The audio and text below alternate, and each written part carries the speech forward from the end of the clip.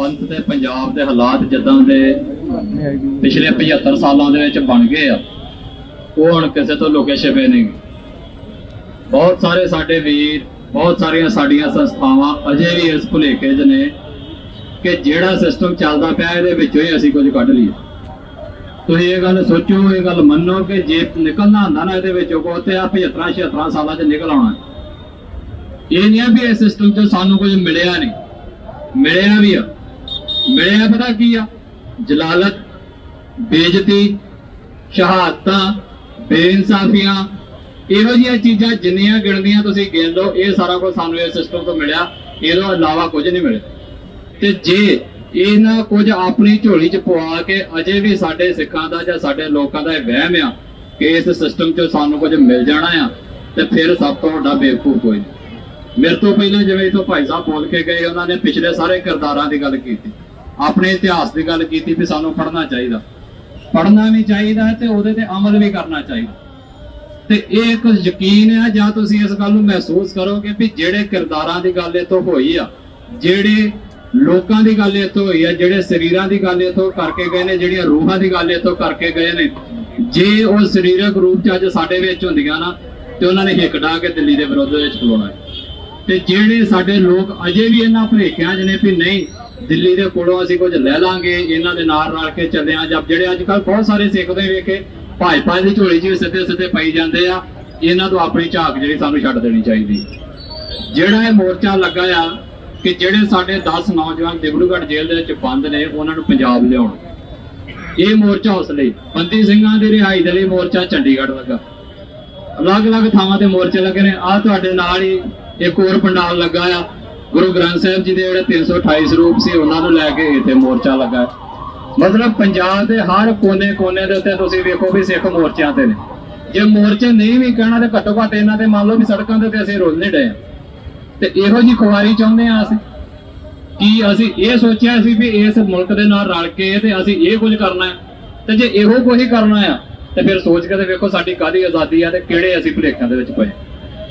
साडे सारे मसलिਆਂ दा हल इक्को ही आ, वो है साडे अपने राज की प्राप्ति। खैर ये मोर्चा उस चीज़ वास्ते नहीं है, मैं महसूस करदा हां, इस करके मैं उस गल दे उत्ते रहना चाहुंदा भी इत्थों भी ये गल कही जाती है और ये कानूनी तौर पर ठीक है गल भी जिहड़ा NSA आ वो पंजाब सरकार लाउंदी है। हालांकि जे उदों भी गांह कानूनी तौर पर जाना होवे ते पंजाब सरकार अपने एक SSP नूं कहिंदी आ, SSP रिपोर्ट बनाउंदा आ, वो DC नूं भेजदा ते DC NSA ला के ते अगे भेज दिंदा। ये ते कानूनी प्रक्रिया जिहड़ी सानूं तुहानूं विखाली जांदी है, पर मैं मानदा कि पंजाब दे दी गल इत्थे क नहीं गी। पंजाब दे विच जे पत्ता भी इस टाइम हिलाउणा है ना सरकार ने, सरकार की गल करदा मैं, कुदरत दी नहीं, जे भगवंत मान ने इत्थे तीला भी हिला के इधर उधर करना है ना तो केंद्र की इजाजत तो बिना नहीं जाता। ये अमित शाह की इजाजत तो बिना नहीं जे इन्हां दे साह चलदे।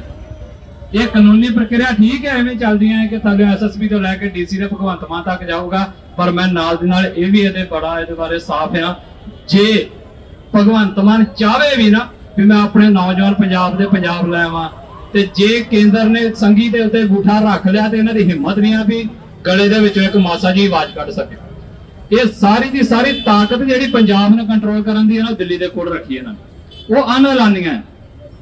इस करके जिथे असीं अपना दुश्मन पंजाब सरकार नूं मन्नी बैठे हैं हैगे ने, मैं उन्हां नूं माफ नहीं करन दिया, ਉਹਦੇ ਨਾਲ ਵਾਲੀ ਗੱਲ ਆਪਣੇ ਦਿਮਾਗਾਂ ਦੇ ਵਿੱਚ ਪੱਕੀ ਪਾ ਲਓ ਕਿ ਸਾਡਾ ਦੁਸ਼ਮਣ, ਸਾਡਾ ਵਿਰੋਧੀ, ਸਾਡੇ ਤੇ ਜ਼ੁਲਮ ਕਰਨ ਵਾਲਾ ਕੱਲਾ ਭਗਵੰਤ ਮਾਨ ਨਹੀਂਗਾ, ਕੇਂਦਰ ਦੇ ਵਿੱਚ ਬੈਠੇ ਹੋਏ ਲੋਕ ਵੀ ਨੇ।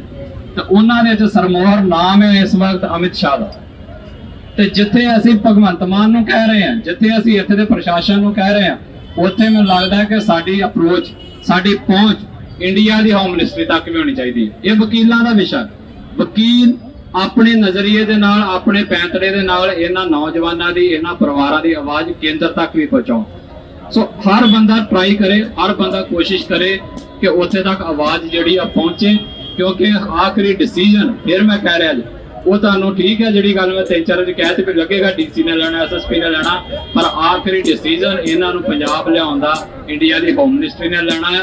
सो उन्हां दे उत्ते भी सानूं जिहड़ा है प्रैशर बनाउणा चाहीदा है, उधर भी अपना रुख जो अख्तियार करना चाहिए। ये लड़ाइयां ने इस सिस्टम के रहिंदियां, पर अखीरी लड़ाई जी है साडी एक कौम के नाते मैं कह रहा ये अलग अलग इशूज के उत्ते मोर्चे लगे ने, लगते रहने ने ਜਦੋਂ तक अपनी अखीरली मंजिल ते नहीं पहुंच जाते। तो अखीरली मंजिल साडी जिहड़ी है सानू सारिआं नूं तय कर लैनी चाहिए है। ठीक है, जे जो तुसीं जलंधर जाना होवे तो मैं मानदा भी राह दे विच जड़ियाला आऊ, ब्यास आऊ, ढिलवां आऊगा, सारे अड्डे लंघ के ही जाने। ये सारे वो अड्डे ने भी तुसीं अपने बंदी सिंघां दी गल करो, तुसीं अपने गुरु की गल करो, तुसीं बेअदबी की गल करो, कोई बेइंसाफियां की गल करो, ये साडी मंजिल दे राह दे अड्डे ने। इन्हां अड्डियां ते थोड़ा थोड़ा चिर खलोवो जरूर, बसां खलोणगियां, साथी वधाओ होर, पर अखीरी मंजिल साडी अपनी कौम की आज़ादी होनी चाहिए, अपना कौमी घर होना चाहिए। उदों उहदे राह दे विच मंजिलां दे विच बैठे मसले हल नहीं जे होने। सो मैं बहुत लम्मा चौड़ा तुहाडे नाल लैक्चर नहीं करना, इन्नी क जरूर बेनती करनी चाहुंदा कि इन्हां मोर्चों के नाल नाल अपना अखीरी टीचा जिहड़ा आ वो अपने राज की प्राप्ति भी अपने दिमागां दे विच जरूर रखियो।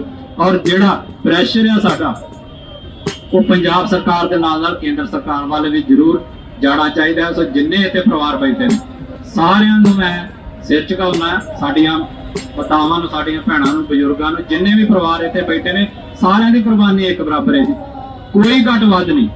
किसी ने 2 कदम वध या 2 कदम घट नहीं चले, सारिआं नूं सिर झुकदा साडा।